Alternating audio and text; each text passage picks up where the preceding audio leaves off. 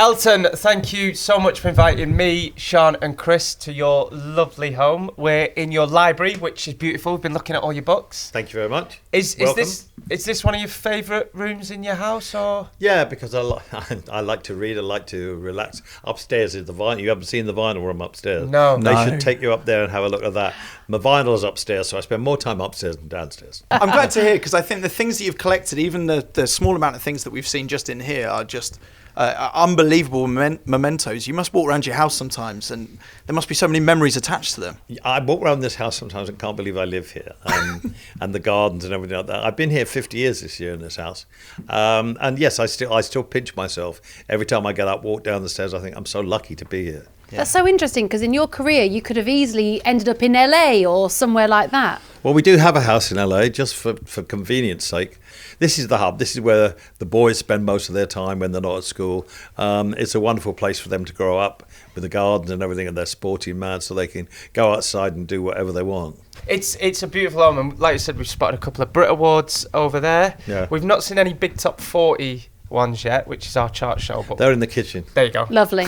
Are they actually? They were in the kitchen. Right. Absolutely. So good. And we've got a little gift for you. It might seem a little weird, and I know you've got some beautiful paintings here that look absolutely priceless.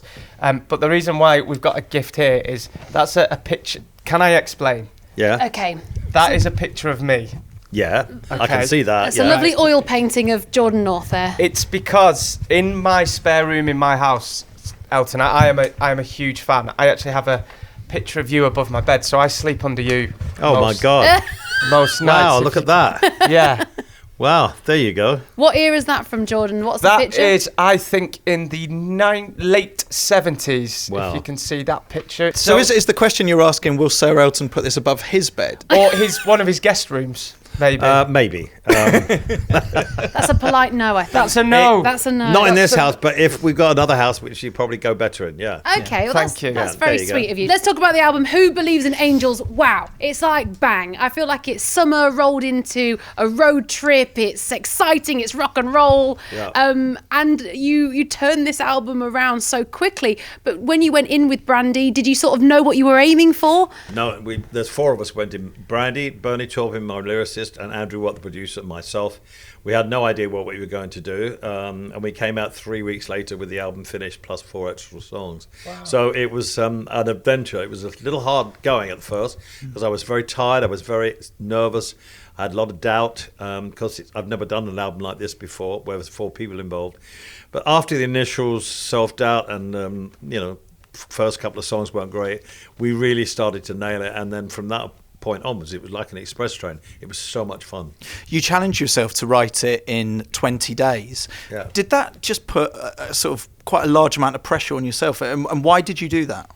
It's always good to put pressure on yourself because if you just coast, I mean, this after Glastonbury, which was July, we booked the studio for October. And I'd been dying to do a record with Brandi anyway for a long time, and Andrew Watt. So we didn't know what was going to happen, and I think that was part of the problem. But I wanted to sound fresh, and I wanted to bounce off Brandi, and that was the main part of doing the album, to just bounce off what she was doing and push her in another direction. So it was into the unknown, but all came out well in the end. You said before you were really nervous and a bit worried. Does that still happen? You've got 32 albums out and you still get nervous? If you don't get nervous, then there's no point, because nerves are part of... If you think you can do something nerves aren't a part of it. We did a show at the Palladium last week, and it was fantastic. But I was so nervous beforehand because I wanted it to go well. Nerves are part of everything you do. Wow. This one, I was more anxious doing this album than I have been for a long, long time. How do you manage those nerves? Just get on with it. And the thing was, we had people there to say yes or no, or what they didn't like it or whatever. Once we wrote Little Richard's Bible and The Rose of Laura, which 2 of the opening tracks, which are very fast, and then we did Swing for the Fences, which Brandi wrote. We had three fast tracks to the start of the album, which not many people would think would happen on an Elton John Brandi Carlile record. So we just started pedal to the metal, basically. Yeah. I mean, I grew up, my dad made me listen to Little Richard and all people like that. That was my favourite track on the album. So Yeah. fun. So It's wild. so much fun to play as well. I bet. I've just been hearing some of the mixes and stuff. It's amazing. It's so much energy in that place. It was like going from Glastonbury to the Palladium, but taking Glastonbury with us. The audience were incredible. Yeah. So I was so thrilled, not just for me, but for Brandi and everyone. I'm absolutely ecstatic. What's your favourite track from the album? Well, that's hard. I love Laura Nero, and I love You Without Me, which is Brandi's solo song, and Someone to Hold On To, because it's about David. I keep chopping and changing, but I'm so thrilled with everything. I wouldn't change a thing. There's some like classic Elton John in Yeah. there that everybody loves as well. Yeah, I think so. She Yeah. brought up a lot of. She's such an Elton John fan. She has been all her life. In fact, it was why she started to write music, was because of our songs, and her big influence is Bernie Taupin as the lyricist. So, yeah, it was two people who love the same kind of music, but she's not really an up-tempo girl. Hasn't been in the past. So the first 3 songs are, yeah, baby, come on. You could hear the joy though. That's the difference. You can hear It's it. joyous, yeah. Also, you've got a new album out. You've had 32 albums out before, but also you are a huge listener of music, and a lot of what we play on Capitol you will know. So you'll know Chappell, Roan, Yeah. and Benson Boone, and all these. I spoke to Chappell Road last night. Oh, there we go. Yeah. There you go. Yeah, and is that something that's really important to you to always? Because a lot of these artists still turn to you for advice. It is, because Benson Boone, bless his heart, not this year but the year before, helped out at the Elton John AIDS Foundation Oscar benefit, and helped us out with because I couldn't be there at the start. So he was amazing. It's great to see people like him have success and enjoy his success. It's thrilling, because I remember when I was young and I had my success. It means so much when you're young. Yeah. Is that something you feel almost responsible for with some artists? You know, I've spoken to Sam Fender, who I know that you in communication with him quite a lot. I was with Lewis Capaldi recently, and he said the same, that you've been so fantastic to these people. I've been at I'm a Watford fan. I've been at the football where I've literally seen you phoning the chairman after a game just to. Do you feel responsible for a lot? Of course, I love communication with people. Whether it's the football club or new artists or people like Sam Fender, who is like a member of our family, to be honest with you. He's done so well. He's in such a good place at the moment. He's going to America, I think the end of this week or this week, and he's going to play there for the first time, and I think they're going to really, really love him. I think he's playing at Coachella. I listened to Gaga's album properly this weekend. Did you hear that before? Does she still send you a lot of stuff over? Well, no, I knew, because Andrew Watt produced it, and so I was hearing things. And Andrew produces me and produces the Stones and Gaga. It's amazing how, we just said it a moment ago, but the way you sort of do put your arm around these newer artists in an industry that is known for being quite cold and ruthless, and you are there looking out for these new artists. You were talking about Chappell Roan before we knew who she was. 2023, I played Pink Pony Club, and then a couple of weeks ago, it was #1 here. It was like, wow. Yeah. And as soon as I heard that, and then heard the album, I contacted her.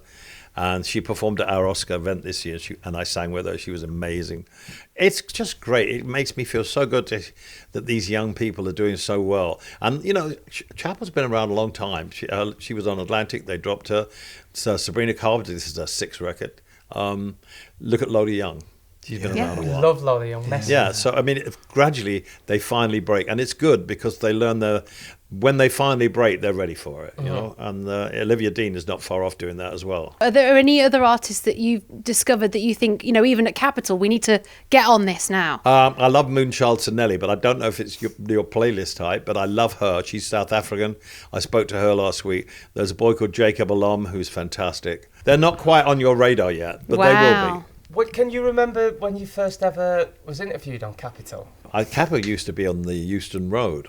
Yeah. And to get into it, it was so windy there. I always remember. And you had to get out of the car and walk across like 20 yards of pavement and brave the fans that were outside. And I can't remember, but I used to go there quite a lot. We're so honoured to be here today as the latest Capitol Breakfast trio, and we feel genuinely are honoured. I've done the to be in your breakfast show house. quite a lot now, and I love bet. it. Yeah. Sean's been on 4 years, you've been on 3, and together it's our 1 year anniversary. Oh, really? Well, congratulations. What can you teach us? We want some pearls of wisdom. How do you stay relevant? How do you stay popular? It's the thirst for new music. I don't live in the past. I don't bring Elton home to the house. But I love searching out the new, whether it's photographs, records, art, theatre, film, although I can't really see it anymore, ballet or whatever, opera.